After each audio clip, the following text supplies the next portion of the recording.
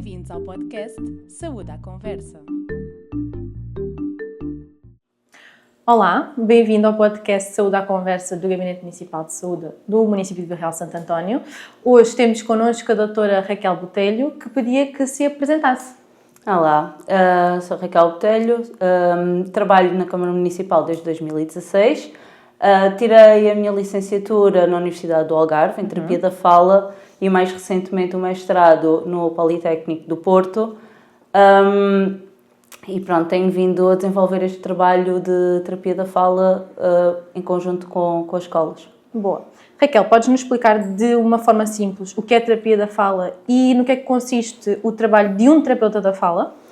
Isso é uma questão que ainda nos dias de hoje continua a aparecer muito. Apesar de atualmente já conhecerem mais o nosso trabalho e ser muito mais divulgado o que é a terapia da fala, devido ao nome que a minha profissão tem, ainda é muito associado à fala. Ou seja, os pais costumam dizer, tu és essa que trata os gagos, ou então és a pessoa que ajuda as crianças a falar. E, na realidade, o trabalho do terapeuta da fala é muito mais amplo do que isso. Ok.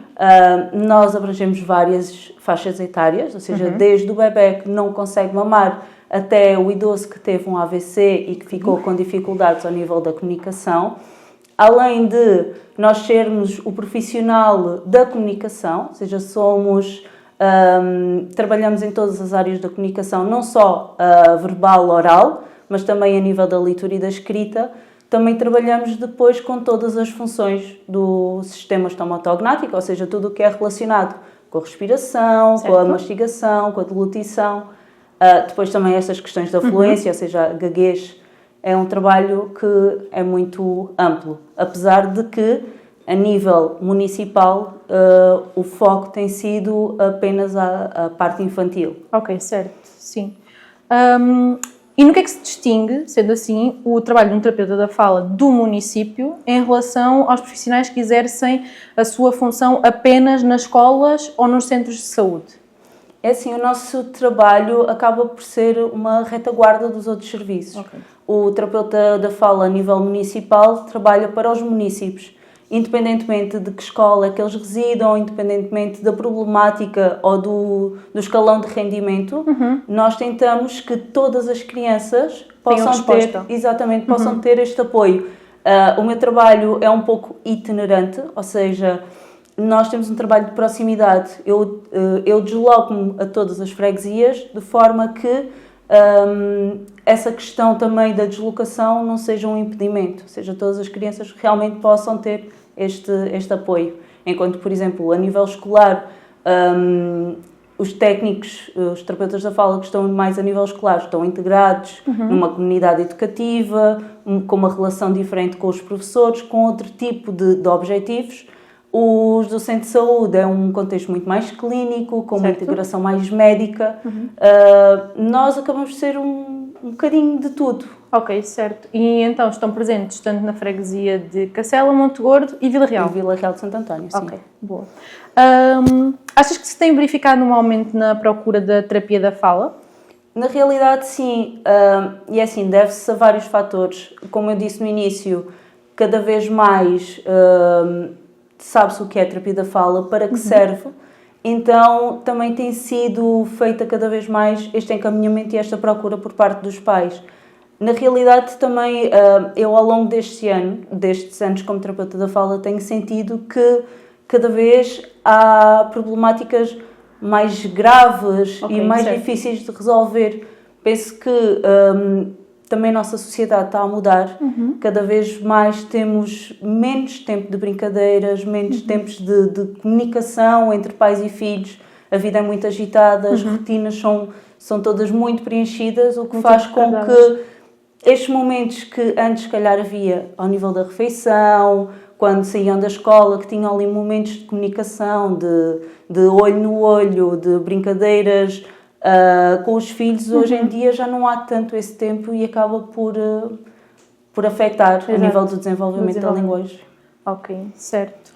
A Câmara Municipal de Vila Real tem vindo a apostar nos últimos anos na realização de rastreios auditivos às crianças que transitam para o primeiro ciclo.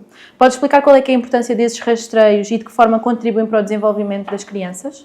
Sim, penso que este projeto foi um projeto inovador, foi um projeto muito bom para o nosso município, porque o que se sentia é que as crianças que estavam em terapia da fala, nós encaminhávamos para consulta de otorrino, ou então encaminhávamos para rastreios auditivos, mas o certo é que não havia uma resposta rápida e os pais tentavam ir a nível particular, mas também não era assim tão fácil, porque os técnicos de audiologia também são os técnicos que atualmente estão pouco escassos. Okay.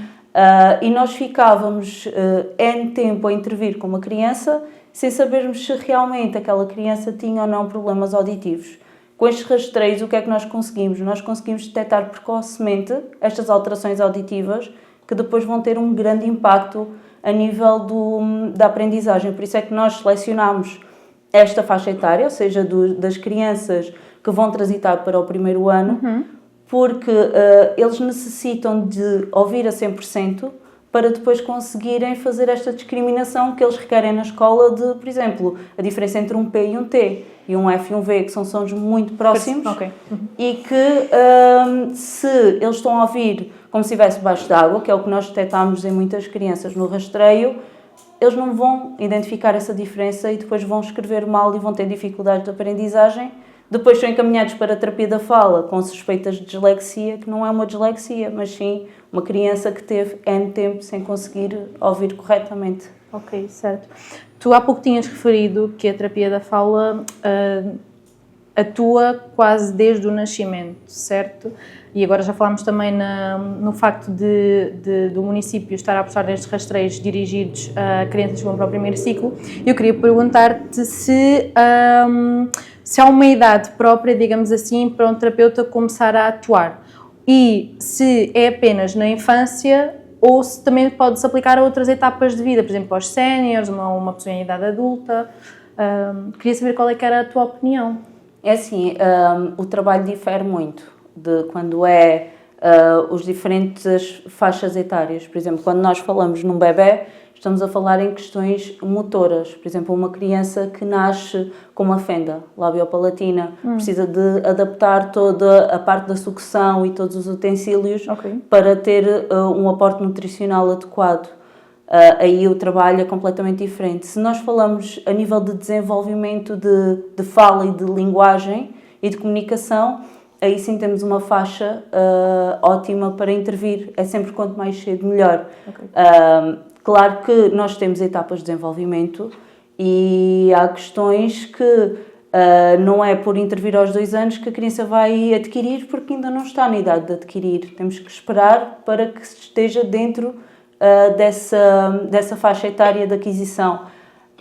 Quando estamos a falar a nível sénior, por exemplo, uma pessoa que acabou de ter um AVC, quanto mais cedo, ou teve um traumatismo cranioencefálico, quanto mais cedo for a intervenção, também melhor, porque existe maior probabilidade de recuperação, ou seja, o prognóstico é sempre mais positivo. Ok, e no seguimento disto, queria perguntar-te como é que é feita uma avaliação inicial e quais são os sinais que os pais, os educadores, os professores devem estar atentos para começar a procura desta ajuda junto de um terapeuta da fala. Inicialmente, nós partimos sempre por falar com a família, falar com os pais. Eu que estou em escola também muitas vezes falo com os professores, porque já nesse primeiro momento de partilha de informação nós já conseguimos ter várias luzes de por onde é que a nossa avaliação poderá ir. Existem N baterias de avaliação, não vamos utilizar todas, temos sempre que direcionar o que é mais importante, o que é relevante para aquela criança. Por isso, acho que o momento mais importante realmente é esta conversa com os pais, com os professores, que são quem conhece a criança melhor, e muitas vezes há coisas que são de caráter hereditário, por exemplo, como a dislexia. Certo. Se nós já soubermos que há familiares próximos... Uma predisposição. Exatamente, já sabemos que provavelmente aquelas dificuldades de leitura e escrita poderão estar associadas. A nível de sinais de alerta, Uma coisa que é o mais comum e acho que é muito importante é ouvirem e questionarem muito os professores e educadores. Certo. Porque eles têm um grupo, todos dentro mais ou menos da mesma faixa etária e já têm, a grande maioria, muitos anos de experiência, e eles conseguem detectar que aquela criança, para aquela faixa etária, os outros já estão a conseguir e ele não. Ou seja, alguma coisa ali não está certo. Depois, aquelas crianças que estão sempre doentes. Esta é uma das questões que eu costumo fazer aos pais. Aquelas crianças que de outubro até fins de maio têm sempre o nariz entupido, estão sempre com uma ranhoca. Normalmente são crianças que têm a maior predisposição a ter problemas a nível auditivo. Crianças que a nível alimentar são muito restritos. Isto atualmente há muito, que é a sopa tem que ser toda passada, só comem alimentos muito moles, acabam por não desenvolver toda a musculatura. E depois, eu sei que as comparações são odiosas, mas quando nós vemos crianças da mesma idade dos nossos filhos, que já falam, já se expressam, já dizem quase todos os sons, e os nossos não. Antigamente havia aquela ideia de, quando for para o primeiro ano e aprender as letras, logo aprende. Isso raramente acontece. Poderia acontecer e era mais fácil para nós, mas raramente acontece. O que acontece é, fica com as dificuldades a nível da fala, mais as da leitura e escrita, e depois é uma grande confusão. Também aquelas crianças que falam muito alto, ou que pedem muitas vezes para repetir, ou fazem muito para voltar a repetir. E os muito parecido a um idoso, digamos assim. Pois. É que às vezes os pais dizem, parece que já tem um tique. Esse tique, ele pergunta, é porque estava distraído. Muitas vezes não é porque estava distraído, é porque realmente não ouve bem. Ok, certo. Raquel, sentes que a pandemia e este flagelo do uso excessivo de ecrãs tiveram impacto na linguagem e na comunicação das nossas crianças? Sim, logo nos anos após a pandemia foi gritante. É assim, nós tivemos crianças que nos berçários, naquelas idades entre 1 e 3 anos, que é a idade onde, a nível fonológico, há um maior desenvolvimento, eles tinham adultos com a boca constantemente tapada. E nós aprendemos muito através do feedback auditivo e feedback visual. E com a máscara, o auditivo já fica semi-distorcido. Claro. E depois o visual não tinham esse apoio. Certo. Então acabou por aparecer muito mais crianças com problemas articulatórios e fonológicos em comparação com os anos anteriores. Certo. Depois também este uso excessivo de ecrãs. Nós somos seres comunicativos e a comunicação requer alguém a falar, a receber e depois um feedback. O que é que acontece nos ecrãs? Realmente eles estão expostos à linguagem, mas não existe um feedback. Ou seja, eles simplesmente... Só recebem. Exatamente, eles só recebem. Não existe uma interação. E isto faz com que eles, a nível comunicativo, cada vez estejam menos aptos. São crianças, esta nova geração, que já têm tudo feito, são muito menos criativos. Eu noto muito isso, por exemplo, quando eu peço a uma criança... preciso que tu escrevas um texto. Eles questionam-me sobre o quê? O que tu queiras. Qualquer coisa, sim. E podes inventar. É o terror para eles, porque eles acabam por ter menos criatividade, já não têm tanto jogo simbólico. Eles gostam de sentar e ter ali um ecrã com tudo exposto, ou com um jogo que já está tudo feito. Ok, certo. Sentes então que as nossas crianças estão um pouco mais limitadas neste... A nível comunicativo, sim. São crianças a nível comunicativo, cada vez têm menos essa competência. Ok, certo. E de que forma é que a autarquia tem contribuído para melhorar o acesso a este tipo de acompanhamento no fator da terapia da fala? É assim, a Câmara tem vindo a apostar realmente neste apoio, ou seja, sem este apoio a nível da terapia da fala, muitas das crianças estariam de fora, porque cada vez há menos técnicos de terapia da fala nas escolas e nos centros de saúde, e as listas são enormes. E a existência deste serviço acaba por acompanhar muitas crianças que ficariam de fora se não fosse assim.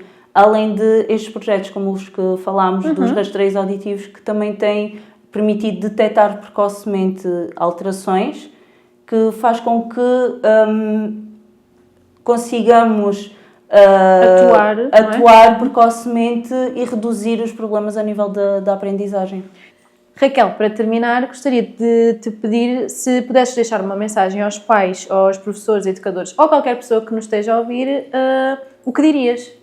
Que estejam atentos aos sinais, que em caso de dúvida procurem sempre uma segunda opinião e que para os pais que investam na comunicação, no jogo simbólico e nas brincadeiras com os filhos, que é muito importante. Certo. Muito obrigada, Raquel.